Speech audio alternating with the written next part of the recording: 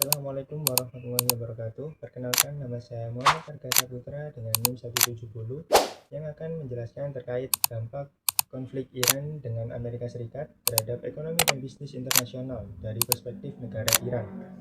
Yang pertama, kita masuk ke profil negara Iran terlebih dahulu. Yang pertama yaitu kondisi ekonomi.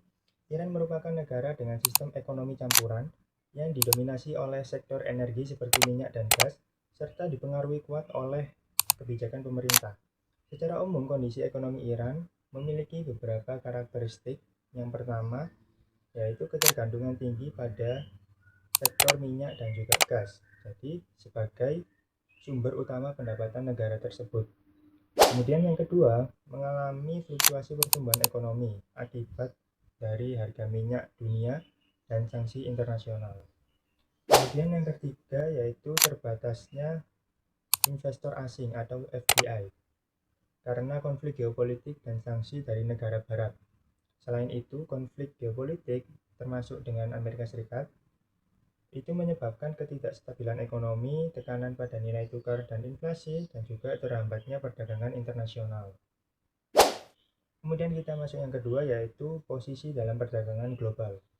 Iran memiliki posisi strategis dalam perdagangan global, terutama karena letaknya di kawasan Timur Tengah dan kedekatannya dengan jalur perdagangan energi dunia.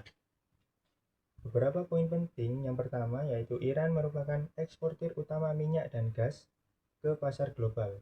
Yang kedua, memiliki posisi penting di jalur distribusi energi, khususnya di Selat Hormuz, yaitu dilalui sekitar 20% perdagangan minyak dunia. Namun dalam praktiknya, Iran mengalami isolasi ekonomi relatif akibat dari sanksi internasional.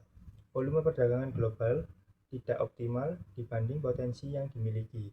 Dampaknya, akses pasar internasional terbatas, ketergantungan pada mitra dagang tertentu seperti Cina dan negara Asia lainnya. Kemudian yang ketiga yaitu ketergantungan energi. Seperti yang tadi sudah dijelaskan, Iran termasuk salah satu negara dengan cadangan energi terbesar di dunia, sehingga sektor energi menjadi tulang punggung ekonominya. Karakteristik utama yang pertama yaitu pendapatan negara sangat bergantung pada ekspor minyak mentah dan gas alam. Kemudian yang kedua, sektor energi menjadi penentu utama pertumbuhan ekonomi. Kemudian yang ketiga, harga minyak dunia sangat berpengaruh pendapatan negara, stabilitas ekonomi, dan juga anggaran pemerintah.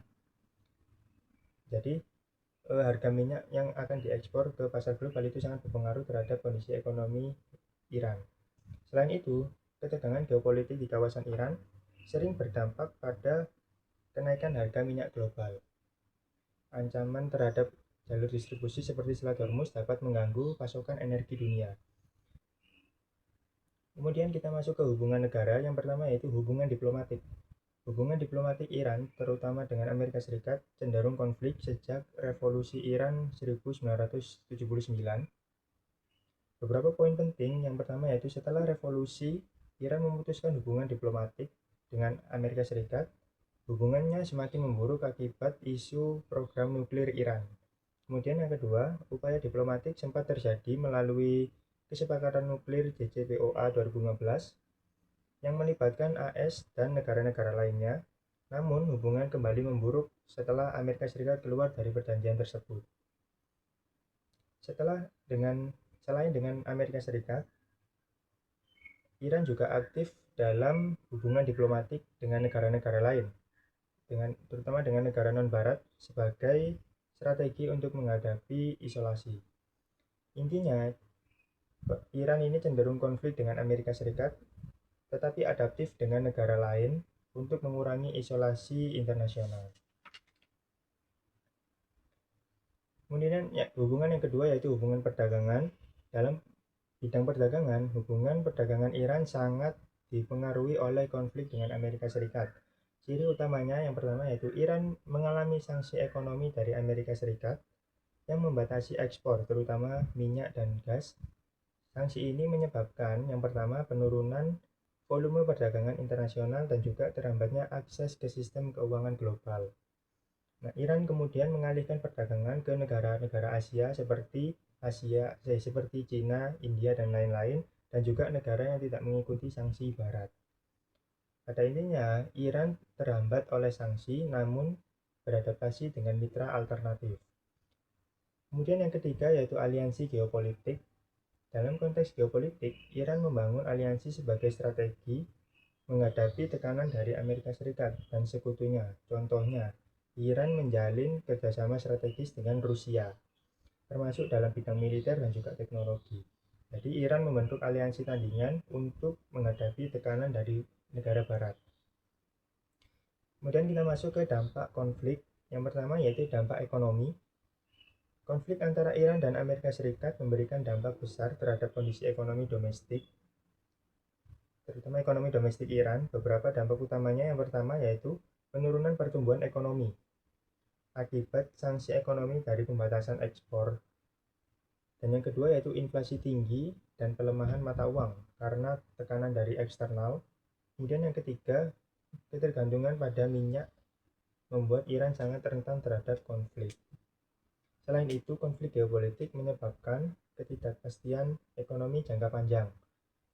Kemudian yang kedua yaitu gangguan pada stabilitas fiskal negara.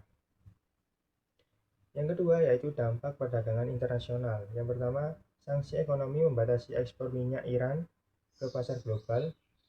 Yang kedua, terputusnya akses ke sistem keuangan internasional. Dan yang ketiga, penurunan volume ekspor dan impor. Kemudian yang ketiga ada dampak bisnis dan investasi. Yang pertama, penurunan investasi FDI atau investasi asing dikarenakan mereka bingung untuk menginvestasikan di negara Iran atau merasa ragu karena terdapat konflik geopolitik di dalam negara tersebut. Kemudian yang kedua, banyak perusahaan internasional menarik diri dari Iran. Dan yang ketiga, ketidakpastian membuat dunia usaha sulit untuk berkembang. Yang keempat yaitu dampak strategi bisnis. Dampak strategi yang dilakukan oleh negara Iran yang pertama yaitu diversifikasi mitra dagang. Yang kedua, mengembangkan ekonomi domestik dan substitusi impor. Dan yang terakhir, memanfaatkan jaringan perdagangan alternatif. Sekian penjelasan dari saya. Saya akhiri. Wassalamualaikum warahmatullahi wabarakatuh.